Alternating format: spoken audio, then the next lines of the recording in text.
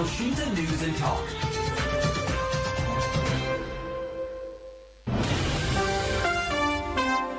Elshinta News and Talk.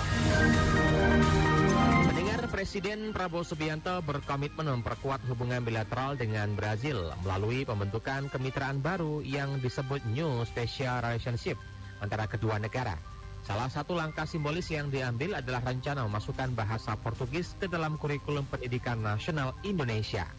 Menteri Luar Negeri RI Sugiono mengungkapkan Presiden Prabowo menilai komunikasi antar masyarakat menjadi kunci dalam memperkuat hubungan kedua negara, termasuk di bidang ekonomi, pendidikan, dan budaya. Lalu, apakah langkah memasukkan bahasa Portugis ke dalam kurikulum pendidikan nasional dianggap tepat, dan apa manfaat jangka panjang yang dapat diperoleh siswa dari pengusahaan bahasa tersebut dalam konteks hubungan bilateral dengan Brazil dan dunia internasional? Kami akan bahasnya bersama dengan Wakil Ketua Komisi 10 DPR RI, lalu Hadrian Irfani. Elshinta News and Talk. Kami nantikan pula mendengar bagaimana komentar Anda di 0215869000. Selamat siang Pak Hadrian. Selamat siang Mas Ari, selamat siang. Iya, Pak Hadrian, terkait dengan urgensi ya, ini berhubungan dengan bahasa Portugis yang dimasukkan dalam kurikulum kita. Bagaimana DPR melihatnya? Ya, pertama kami melihat ini adalah niatan baik dari Pak Presiden Prabowo karena beliau melihat bahwa ada masa depan cerah untuk hubungan Indonesia dan Brazil. Begitu juga dengan negara-negara lain seperti Portugal, kemudian Timor Leste yang memang hubungan emosional beliau dengan Presiden Timor Leste sungguh sangat baik sekali.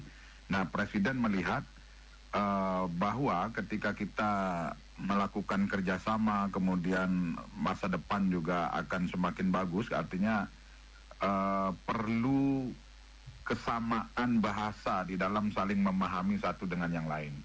Nah, sehingga di dalam pertemuan tersebut Presiden menyampaikan akan memasukkan bahasa Portugis sebagai salah satu bahasa yang akan dimasukkan di kurikulum nasional. Prinsipnya kami di Komisi 10 tidak ada masalah. Jadi kami mendukung asalkan ini betul-betul direncanakan dengan baik. Ada kesinambungan dan Kementerian Pendidikan Dasar dan Menengah dan Kemendikti-Saintek tentu harus menerjemahkan yang disampaikan oleh Pak Presiden Prabowo Subianto. Nah, ini juga kita ketahui bahwa hari ini bahasa Indonesia saja ada 57 negara yang memasukkan bahasa Indonesia ke dalam kurikulum belajar mereka di negara-negara tersebut. Nah, jadi saya rasa bahasa Indonesia aja bisa dipelajari di luar negeri lah. Sekarang kita bahasa Portugis ya untuk meningkatkan kompetensi dan kemampuan siswa-siswi kita, kenapa tidak gitu. Seperti itu, Mas.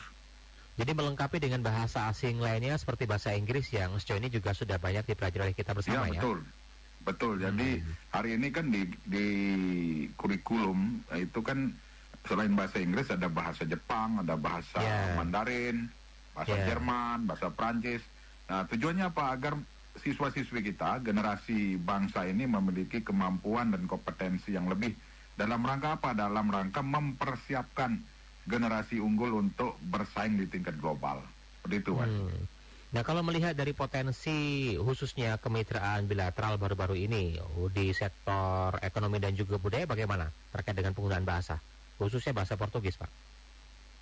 Ya, tentu dengan Presiden menyimpulkan bahwa bahasa Portugis memang penting untuk dipelajari bagi calon generasi penerus ini, ya tentu beliau sudah memikirkan, beliau sudah menganalisa, beliau sudah punya perencanaan yang matang terkait dengan keberlanjutan kerjasama diplomasi, kerjasama diplomatik, kerjasama bilateral, kerjasama di bidang ekonomi, sosial, budaya, dan sebagainya.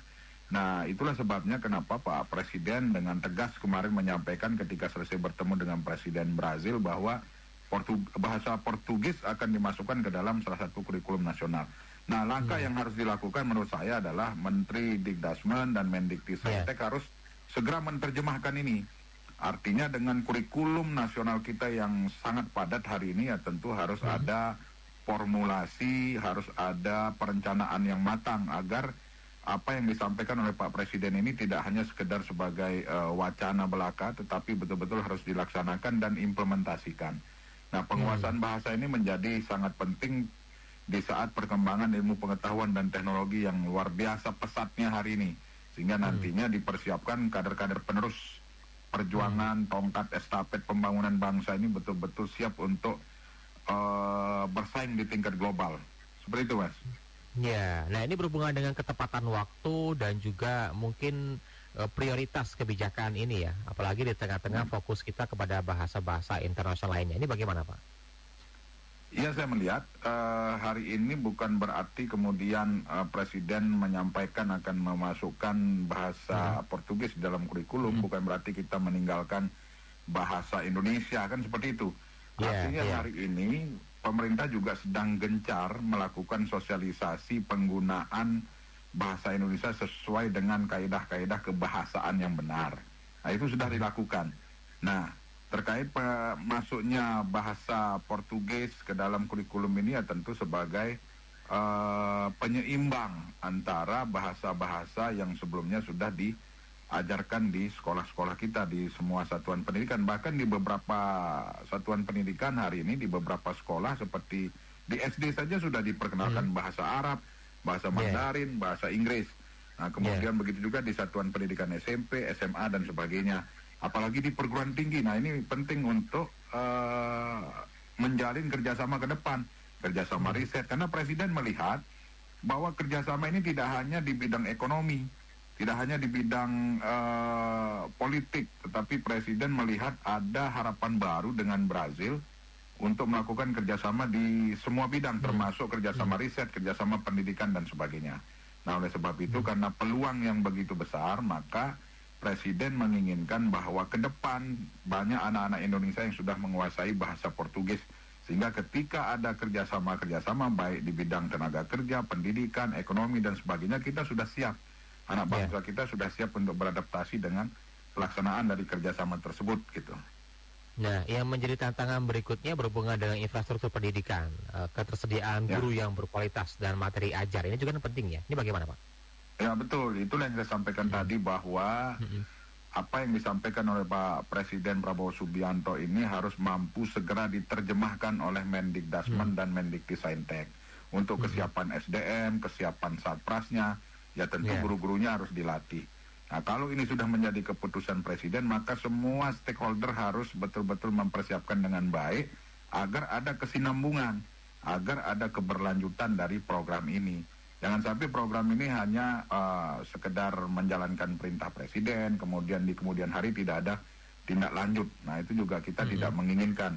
Kami di Komisi 10, karena ini Presiden sudah menyampaikan dengan tegas secara resmi di konferensi pers beliau di depan Presiden Brazil, maka tentu kami akan mengawasi, kami akan berkoordinasi dengan Kemendikdasmen dan Kemdiktisaintek sebagai mitra kerja Komisi 10 tentunya, agar betul-betul mempersiapkan ini dengan baik.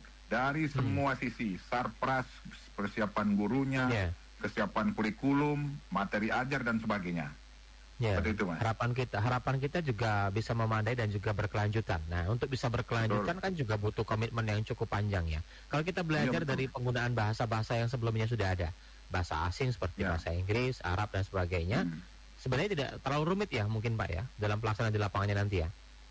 Iya, kalau kita melihat dari yang sebelum-sebelumnya sih nggak terlalu rumit, tinggal komitmen aja sekarang.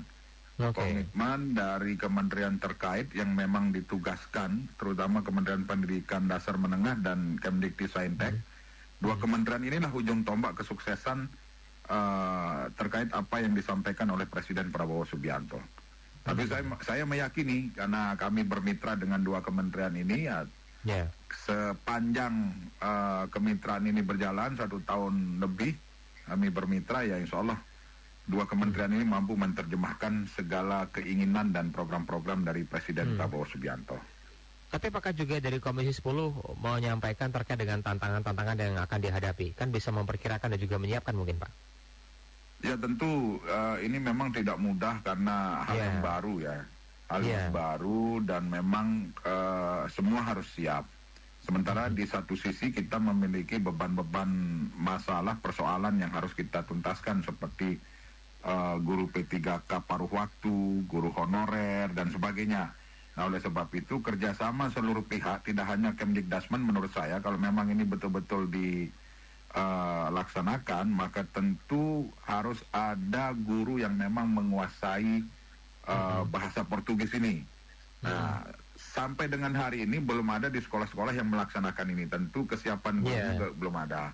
Kemudian di kampus-kampus yang khusus mengajarkan bahasa Portugis juga tentu belum ada. Maka dibutuhkan kesiapan SDM. Nah, untuk mempersiapkan SDM inilah perlu kerjasama seluruh pihak, Kemdikdasmen, Kemdiktisaintek, Menpan RB dan BKN untuk mempersiapkan sumber daya yang akan melaksanakan program yang baru-baru disampaikan oleh Presiden Prabowo Subianto ini, Mas. Ya, mungkin bisa menjadi salah satu ciri khas ya. Karena kalau kita lihat kita bandingkan dari beberapa negara lainnya yang selama ini mungkin hanya fokus kepada bahasa internasional konvensional seperti Inggris, Mandarin, Jepang. Artinya dengan hadirnya bahasa Portugis Indonesia ini bisa menunjukkan fokus area baru mungkin ya bagi Indonesia untuk kancah global mungkin, Pak ya.